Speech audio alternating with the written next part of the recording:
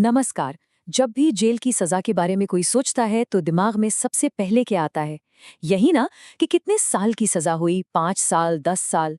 लेकिन क्या सजा सिर्फ समय के बारे में ही है? आज हम इसी की गहराई में उतरेंगे। तो जरा सोचिए, क्या सजा की लंबाई ही सब कुछ है या कुछ और भी है जो मायने रखता है? मतलब, क्या किसी को मिली 5 साल की सजा हर केस में बिल्कुल एक जैसी होती है, अपराध चाहे कोई भी हो? असलियत इससे कहीं ज्यादा गहरी है। सजा कितनी लंबी है ये तो जरूरी है ही, पर उससे भी ज्यादा जरूरी यह है कि वो सजा काटी कैसे जाएगी। और बस यहीं पर सजा की प्रकृति यानी उसका नेचर पिक्चर में आता है। तो हमारे भारतीय कानून में जेल की सजा की आप कह सकते हैं दो बिल्कुल अलग अलग चेहरे हैं। पहला है कठोर कारावास, जिसे अंग्रेजी में कहते हैं रिगरस इम्प्रिजनमेंट। इसका मतलब बिल्कुल सीधा है, सजा प्लस मेहनत। इसमें दोषी को जेल में सिर्फ रहना नहीं है, बल्कि उसे वहां कठिन श्रम भी करना होगा, जैसे कि खेती बाड़ी, बढ़ई का काम, पत्थर तोड़ना, इस तरह के काम। तो ये एक तरह से डबल सजा हुई है ना। एक तो आजादी गई और ऊपर से कड़ी मेहनत। और इसके ठीक उलट दूसरा है साधारण कारावास यानी सिंपल इम्प्रिजनमेंट। जैसा कि इसका नाम ही बता रहा है, ये बिल्कुल सिंपल है। यहाँ दोषी को सिर्फ और सिर्फ जेल में बंद रखा जाता है। उनसे कोई भी मेहनत वाला काम करवाने की बाध्यता नहीं होती। फोकस सिर्फ उन्हें कैद में रखने पर होता है। तो चलिए फटाफट से इन दोनों का फर्क समझ लेते हैं। कठोर कारावास मतलब सजा के साथ कड़ी मेहनत, और ये ज्यादातर संगीन जुर्मों के लिए होती है। दूसरी तरफ साधारण कारावास मतलब सिर्फ जेल में बंद रहना, और ये अक्सर कम गंभीर मामलों में दी जाती है। अब यहाँ एक बहुत बहुत जरूरी बात है। सुप्रीम कोर्ट ने इस पर अपना स्टैंड बिल्कुल क्लियर कर दिया है।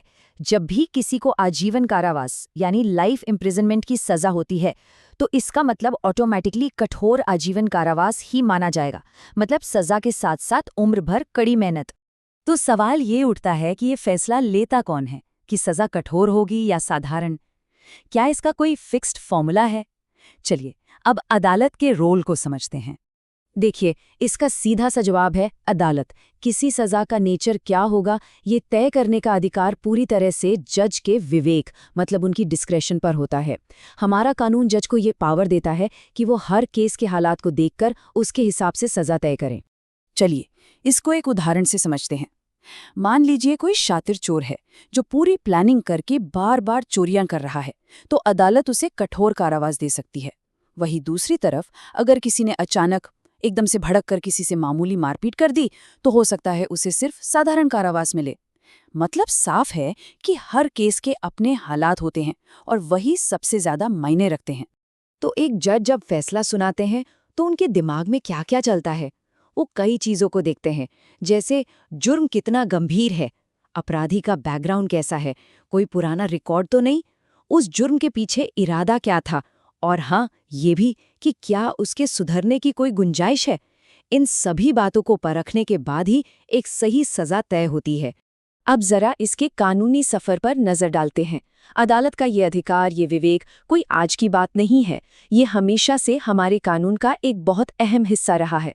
तो चलिए पुराने आईपीसी से लेकर नए बीएनएस तक इसकी यात्रा को देखते हैं।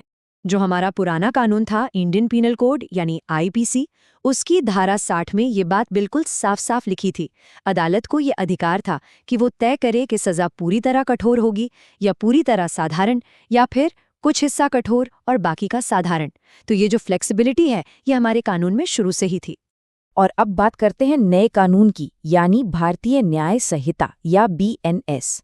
इसकी धारा 7 में भी ठीक यही सिद्धांत बना हुआ है। आज भी अदालत के पास ये पूरा अधिकार है कि वो सजा का नेचर तय करे। हाँ, हो सकता है भाषा थोड़ी बदल गई हो, पर जो मूल विचार है वो बिल्कुल वही है। तो सबसे बड़ा सवाल, बदला क्या? सच कहूं तो जो फंडामेंटल प्रिंसिपल है वो बिल्कुल नहीं बदला। बीएनएस की धारा 7 ने बस आईपीसी की धारा 60 वाली बात को ही और साफ और आज के जमाने की भाषा में लिखा है। अदालतों का जो डिस्क्रेशन था वो जस का तस है। तो इस पूरी बातचीत का सार क्या निकलता है? ये कि सजा कैसी होगी, ये तय करने में अदालत को जो ये लचीलापन दिया गया है वो बहुत जरूरी है। यही चीज न्याय को ज्यादा प्रोपोर्शनेट और ह्यूमन बनाती है। इससे ये पक्का होता है कि सजा सिर्फ जुर्म को देखकर ना दी जाए, बल्कि अपराधी के हालात को भी समझा जाए। और ये सारी बातें हमें एक बहुत ही बुनियादी सवाल पर ले आती हैं। आखिर सजा का असली मकसद है क्या? सिर्फ सजा देना या फिर अपराधी को सुधरने का एक मौका भी देना? कठोर और साधारण कारावास के बीच का ये जो फर्क है ना, वो इसी गहरी बहस का एक छोटा सा हिस्सा है। इस पर सोचिएगा जरूर।